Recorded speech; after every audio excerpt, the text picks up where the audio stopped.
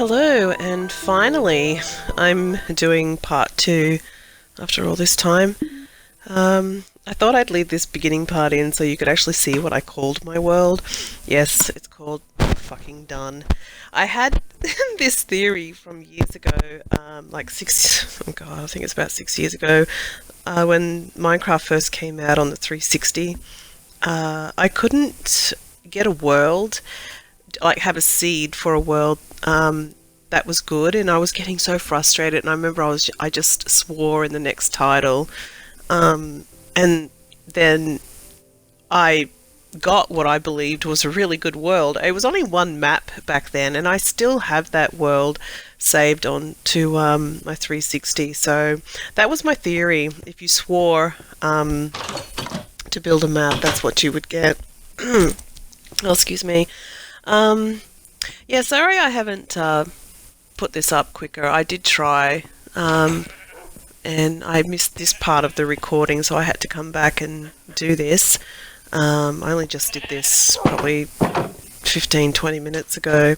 So this is my sugarcane farm where I grow it to specifically make paper, just to make books, and I've got 2 cactuses there for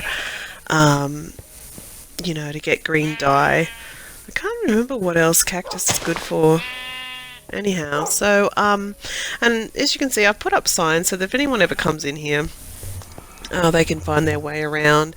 And this is just a cute little park that I made just to fill in this space instead of leaving it the way it was. And this is supposed to be a pretend chess table there. Really wish you could build something like that. This is my wood farm. This is where I plant trees to get all of this, what you can see in the boxes. And of course, like the other box I didn't look in was more leaves. And those 2 boxes that you saw, that was just the overflow. There's just so much. There's way too much. There's just too much in there. I don't know if I should just start destroying it. At least it's good for decorations. So this is all fenced off so that monsters can't get in if I'm around here. I haven't had a monster spawn in there at all, considering it's kind of shaded and a bit dark.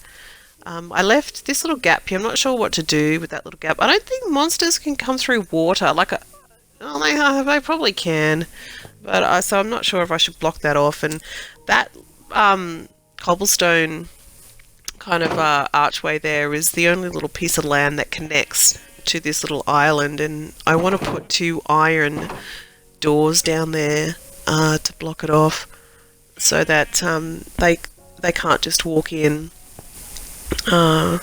So of course I've got gates everywhere, and as you can see, like, the sheep have multiplied. I found a sheep and let it in there and started to breed them.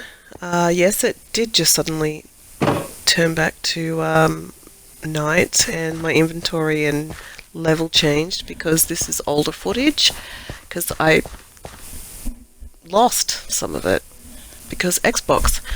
So this is my dark oak area. I know that I've got a safe place to grow trees, but I didn't want to knock these dark oaks down. Like, they've been there since I came here, and I'm like, this is just a pretty forest.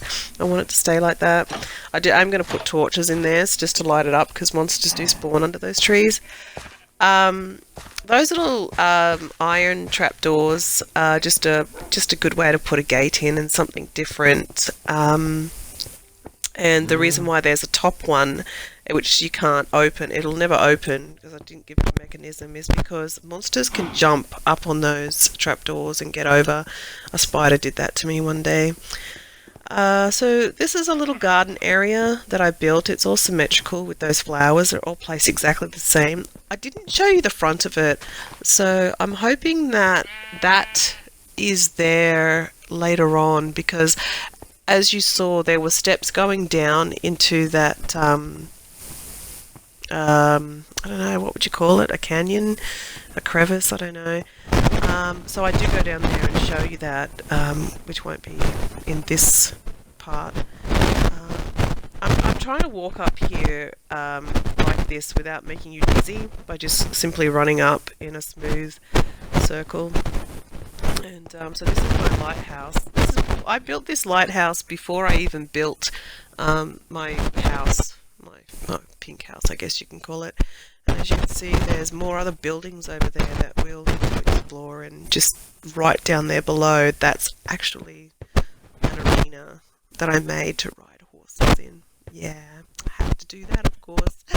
So yeah, so this was here just so that I could see if I was out in the world, I could find my way back. But it's really hard to see the lighthouse anyway. Like, I'm not sure why they didn't brighten it, and that's why that lava tower is over there, because I thought that be a good beacon. Okay, so well, I'm gonna just show you the Nether. I'm not going to show you all of the Nether because this does spawn into a fortress. I can't believe that I built that portal there and right on the edge of a fortress. How lucky can I be?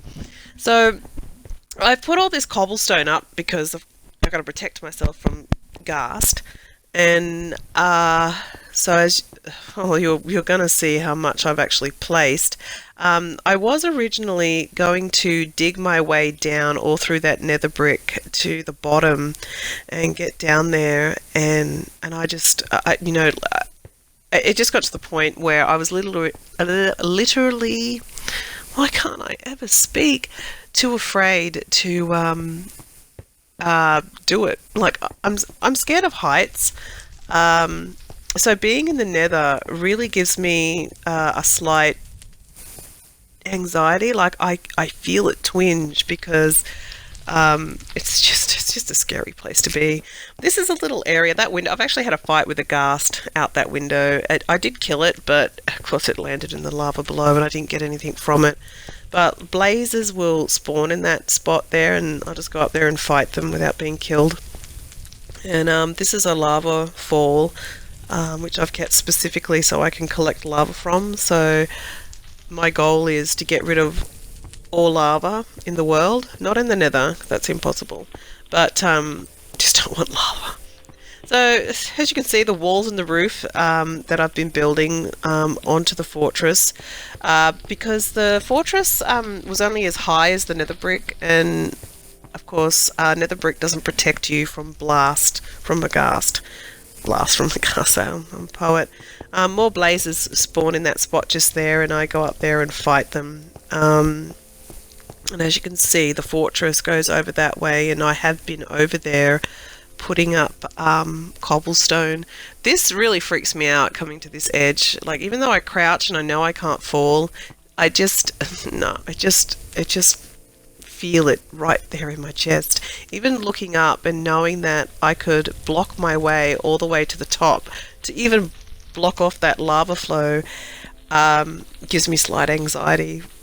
The fact that I'm going to go that high, so it's really. But I did build